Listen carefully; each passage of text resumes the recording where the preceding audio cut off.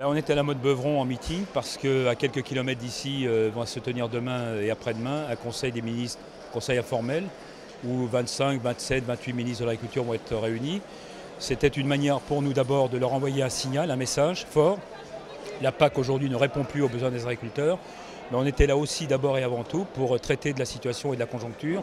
Situation de crise exceptionnelle, générée par trois facteurs. D'abord une crise climatique sans précédent, probablement depuis l'après-guerre, une crise de marché sur la plupart des productions en crise notamment dans le monde animal depuis 1 an et demi, 2 ans, des productions végétales qui sont à des niveaux de prix rarement aussi bas depuis 10-15 ans, et puis une crise morale parce que les agriculteurs aujourd'hui n'en peuvent plus. À ces crises climatiques et de marché sanitaire s'ajoutent aussi des contraintes, des réglementations, des critiques, des mises en cause. Tout ça devient très pesant. Et nous avions besoin aujourd'hui de nous retrouver avec tous les dirigeants nationaux pour faire en sorte qu'avec les jeunes agriculteurs, non seulement on exprime nos besoins, nos demandes sur le court terme pour enrayer cette crise, mais qu'on se projette aussi et qu'on puisse notamment à l'égard des ministres de l'Agriculture réunis à quelques kilomètres d'ici, leur envoyer d'abord la nécessité de redonner du sens à l'Europe, reprivilégier et avoir une démarche stratégique pour l'agriculture et l'alimentation européenne, apporter des réponses par exemple aussi banales qu'un embargo russe qui depuis 2 ans nous plombe aussi en Europe et pour lesquels les paysans sont les seuls à payer l'ardoise. Donc sur tout ça, il y a vraiment et un ras-le-bol, mais il y a aussi beaucoup d'attentes. La FNSEA de tout temps évidemment a mis en œuvre et surtout a été porteur de valeurs, de solidarité, d'unité dans la diversité de l'agriculture et des agriculteurs français. D'ailleurs, une des chances que l'on porte souvent comme une faiblesse, voire une critique absolue, c'est d'avoir une agriculture très diversifiée.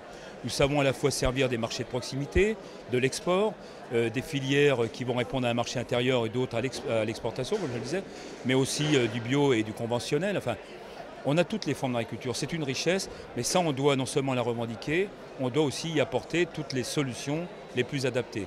C'est ce qui me fait dire d'ailleurs qu'en cette situation difficile, on a besoin aujourd'hui, plus que jamais, non pas d'un espèce de plan généraliste où chacun aura du mal à s'y retrouver, mais au contraire de mesures ciblées, exploitation par exploitation. L'engagement que j'ai pris devant mes collègues et amis cet après-midi, c'est de leur dire quoi? Nous allons nous battre jusqu'au dernier dossier pour que chacun ait une solution. Pour certains, ça sera une solution économique. Pour d'autres, plutôt financière. Pour un troisième cas de figure, plutôt social. Et je ne veux pas non plus qu'on se mette la tête dans le sable. Il y a aujourd'hui un certain nombre d'agriculteurs, de familles d'agriculteurs qui sont dans des situations de forte détresse, à qui on ne peut pas proposer des endettements supplémentaires, ce serait les emmener à la catastrophe. Donc pour ces gens-là, il faudra aussi avoir le courage, la solidarité nécessaire, mais aussi la dignité pour porter des mesures qui leur seront adaptées. Dans certains cas, ça peut peut-être être une mesure, y compris de reconversion professionnelle, de départ anticipé, mais on a aussi le devoir de prendre en compte ces agriculteurs qui ont travaillé souvent une longue vie et qui repartent avec finalement plus de dettes qu'ils n'en avaient au départ. Ça aussi, ça fait partie de nos responsabilités.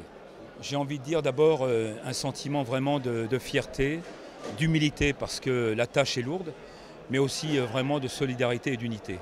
Et plus que jamais, celles et ceux qui se croient finalement autorisés à porter des critiques souvent violentes à l'endroit de la FNSEA, de son président le plus souvent, cela ferait bien de réfléchir un peu.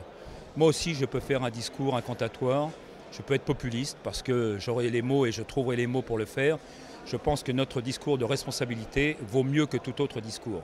Certes, nous sommes exigeants à l'endroit de la puissance publique, à l'endroit des organisations professionnelles, des banquiers, des assureurs, de la MSA, des chambres d'agriculture.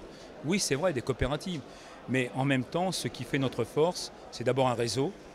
Ce sont des gens engagés sur tous les territoires, dans toutes les filières, mais c'est surtout cette capacité dans les moments cruciaux. Et on vit un moment crucial de pouvoir se dire on peut compter les uns sur les autres. On n'est pas en train de catégoriser les choses, on n'est pas en train de stigmatiser tel ou tel, non.